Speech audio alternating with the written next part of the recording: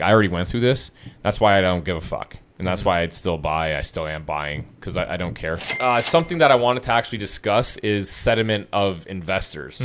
Yeah. And the reason why I want to talk about this is because we want to go after more expensive properties, but I'm a little bit hesitant to do so because of the sentiment of investors currently, even if the properties work. So I want to call Scott and get his opinion.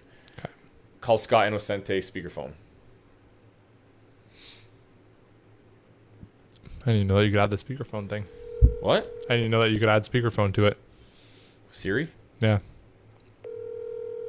You can. Dan loves Siri. Oh, man. Hey, it's the only reason why I bought an iPhone. Oh. So, hey, listen. You know how I feel about like going after properties that are higher in value, right? And how right now it might be a little bit odd. I wanted to get your updated sentiment on your investor clients and how they feel, even with respect to a property still cash flowing, numbers still make sense. Would they pull the trigger or would they not? Look, I have 3 or 4 people right now that would for sure, but I would say 60-70% of the people are just not. They're not even looking right now. That high, eh? They want to wait to see what happens still? Yeah, look, I'm not even talking to them, right? They would be calling you right now. Hey, any opportunities? Or hey, I saw this. Or hey, I saw it. But nobody's on the phone. Really? Yeah. Interesting. They're just out of the game in general. What's your take on that? Like, what are they actually doing with the money that they have instead? I would say just sitting on it. How do you feel about that strategy? Smoked by inflation, obviously. So yeah, it's not good. No, like what I gather from you is that your clients they're thinking that like they're going to be able to pick up stuff. There's going to be an opportunity down the road. That's why they're holding out. Yeah, more rate hikes are coming. Market's going down. Why would I buy now? Yeah. The world could blow up. This could be the end of it. This is. I had some long-term investors like sell. So there's like tons of fear out there.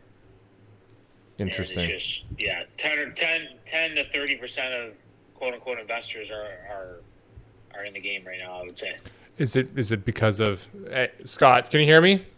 Yeah, buddy. Just talk normal. Do you think it has anything to do as well with like investors just or prospective investors just aren't seeing any good properties in Windsor, Essex because the cap rates aren't there, the cash flow's not there, the rates are too high, therefore the mortgage payments are too high? Do you think that there's just no good properties, or do you think that if a good property came across their desk, they'd actually be interested?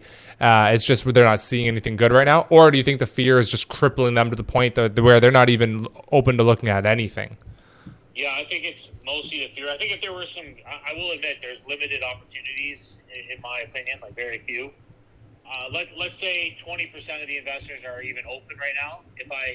Let's say there was some great opportunities, maybe that would be 30%, right, or 35%. But majority would still be on the sidelines until the fear quells down.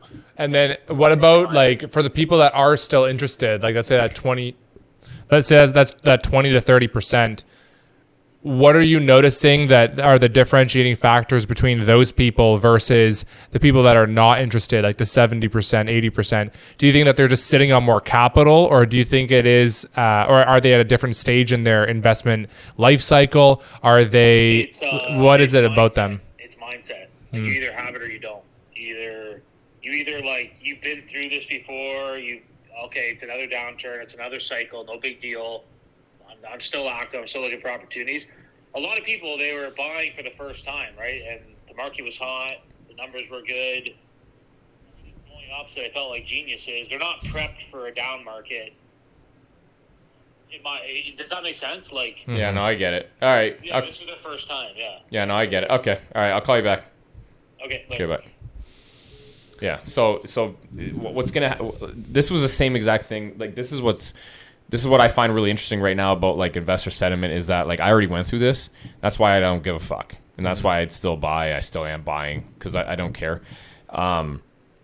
It makes sense now that these guys were all like first time buyers in like the best markets. Yeah, everyone's a great investor over the last 5 years. Even. Yeah. So it does make sense, and they're you like Scott did say, you keeping your money in the bank, you're gonna get fucking smoked. Like everybody wants to like have a bunch of dry powder, but you're losing like 8% like quickly, all the time. Yeah. So with that being said, if he's estimating at, let's just use those numbers for just for an example, 20-30% of our previously interested prospective investors are now still interested.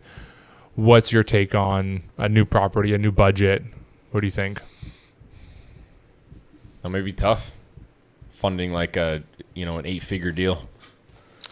So we probably had about 5 mil in soft commitments at one point. Let's assume that we have 20% of people. 6. Oh, 6%. 6, yeah. At 6 mil. Yeah. Let's say 6 million that we had in soft commitments from before, and let's just assume 20%. What's that? 1.2 million. Yeah, 1.2. Half of that, 600 grand. And that we end up closing on half of it. So 600 grand is what we have from the pool of investors right now. Obviously, there's more people out there that we can probably get in touch with. Yeah, of course. But in terms of the people that are already in our network that might be might be investors with us. So I mean, we might have to. At the end of the day, it's a simple adjustment for this style of property we go after. That's it.